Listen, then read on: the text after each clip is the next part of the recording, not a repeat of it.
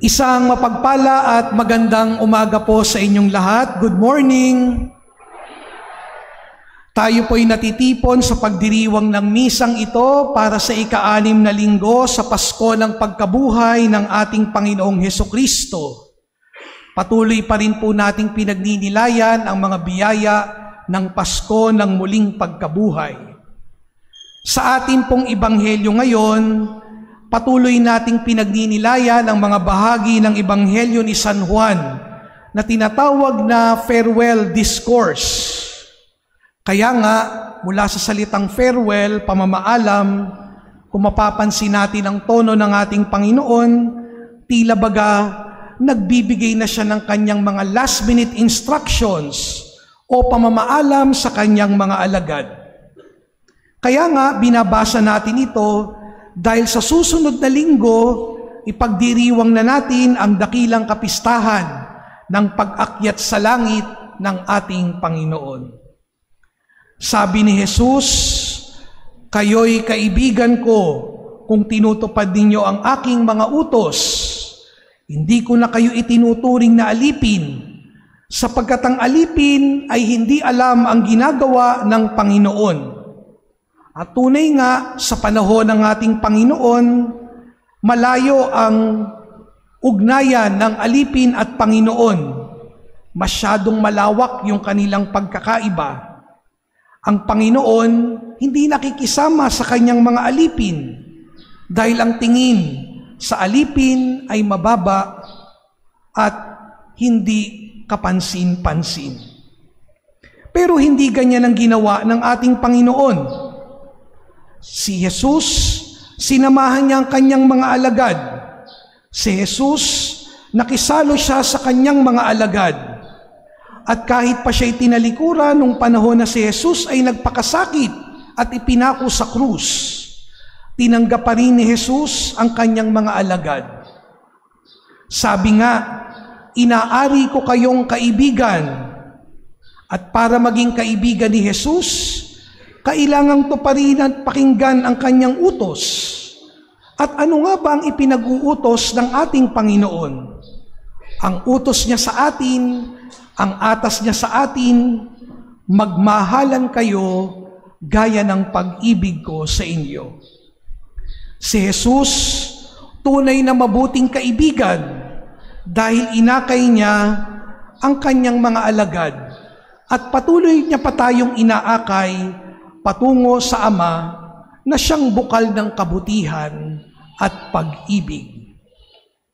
Kaya nga mga kapatid, sa linggong ito, let us talk about friendship. Pag-usapan natin ang pagkakaibigan. Marami ng term ang mga friendship ngayon, no? Minsan ang friendship tinatawag na besties, no? Kaibigan, no? Sabi nila, kasunod ng pamilya, ang kaibigan ay isa sa mga ugnayan na malapit sa ating mga puso. Minsan pa nga may mga taong nagsasabi na parang may mas tiwala pa ako sa aking kaibigan kaysa aking sariling kapamilya at sa aking sariling mga kadugo. Sino nga ba ang iyong kaibigan? Sabi nila, birds of the same feather flock together. Makikilala mo raw ang pagkatao ng isang tao sa klase ng mga kaibigan na kanyang mini-maintain o pinapanatili sa kanyang buhay. Have you evaluated the quality of your friendships lately? Sana ang mga kaibigan natin hindi lang nandun sa panahon na tayo ay may maayos na buhay. Mabuti ang isang tao kapag binihiyaan siya ng maraming mga kaibigan na sinasamahan siya sa panahon, sa lahat ng panahon. Hindi lang sa panahon na maayos, kundi lalo't higit sa panahon na siya ay nasa ibaba at dumaraan sa samot-saring problema. Sa panahon ngayon, disimulado na ang kahulugan ng salitang kaibigan. Kasi marami ng klaseng kaibigan. Merong mga Facebook friends. At minsan, yung ilan sa atin, libo-libo ang Facebook friends. Social media friends. Mayroon tayong school friends, office friends, childhood friends. Mayroong mga kaibigan na kasama natin sa gimmick at kasayahan. May mga kaibigan na andyan sa panahon na maayos ang buhay o dahil minsan nandoon lang dahil may kailangan sa iyo. Ang malungkot kapag itinuring mong isang tao na kaibigan pero sinisiraan ka pala. Maayos ang pakita kapag ikaw ay nakaharap pero iba ang sinasabi kapag nakatalikod ka na. Ang tawag dyan, fake friends. Pwede bang magkaroon ng fake friends? Pwede yan. At nangyayari yan. Kaya nga mga kapatid, biyaya ang magkaroon ng kaibigan na kaya tayong iwasto kung tayo ay nagkakamali o nalilihis ng landas. Ang tunay na kaibigan nagsasabi ng totoo. Hindi lang yung mga bagay na gusto nating marinig. Ang kaibigan marunong tumanggap sa atin sa kabila ng ating mga pagkukulang at kailanman hindi mapanakit. In life, we need relationships that are safe, a relationship that is life-giving, a relationship that encourages us to grow emotionally and spiritually for us to become the best version of ourselves. Our friends are supposed to help us grow in holiness, and we are supposed to do the same for them. Kaya nga, kung tunay ka ring kaibigan, inaakay mo rin ang iyong kapwa tungo sa kabanalan, nagbubukas ng sarili at nag-aakay patungo sa mabuti at banal. Sabi nga ni St. Francis of Sales, San Francisco de Sales, for those who live in the world and desire to embrace true virtue, it is necessary to unite together in holy and sacred friendships.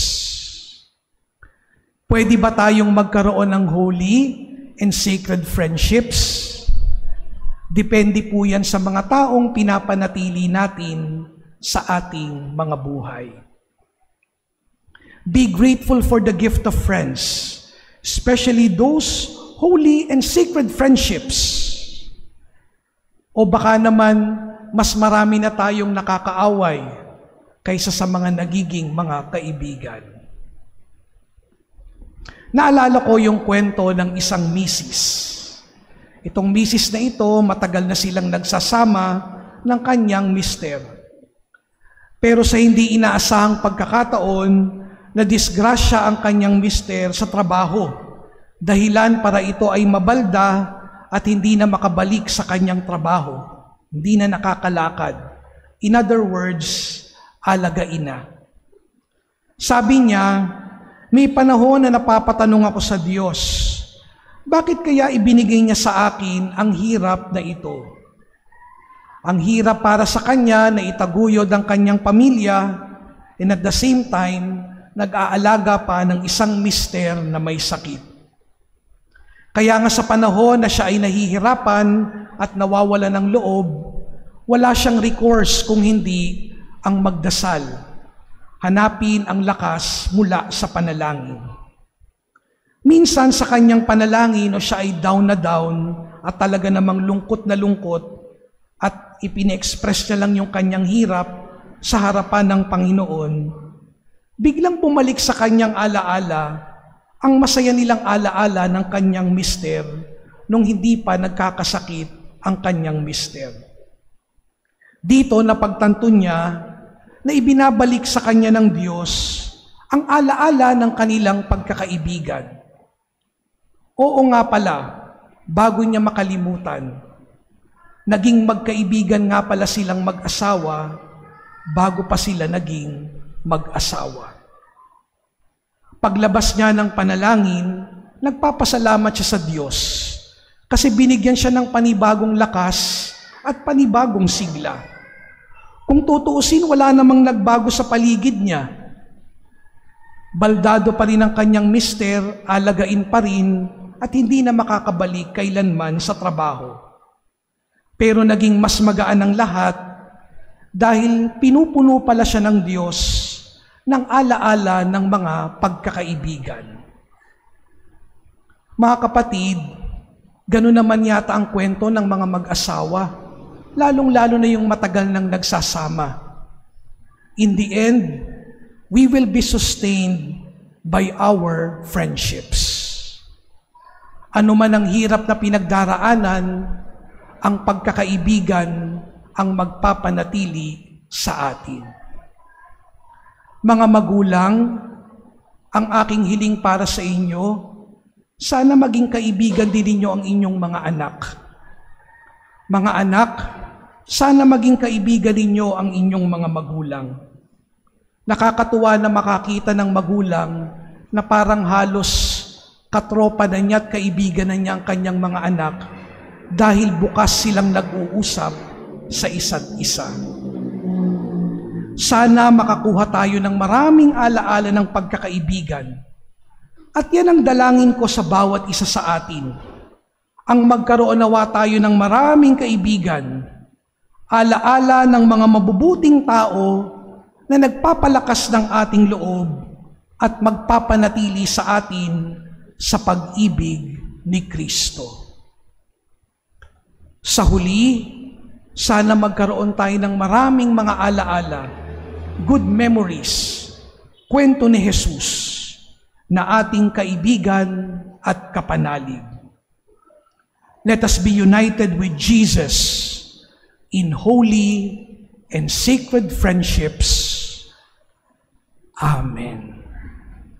Sa ngalan ng Ama at ng Anak at ng Espiritu Santo.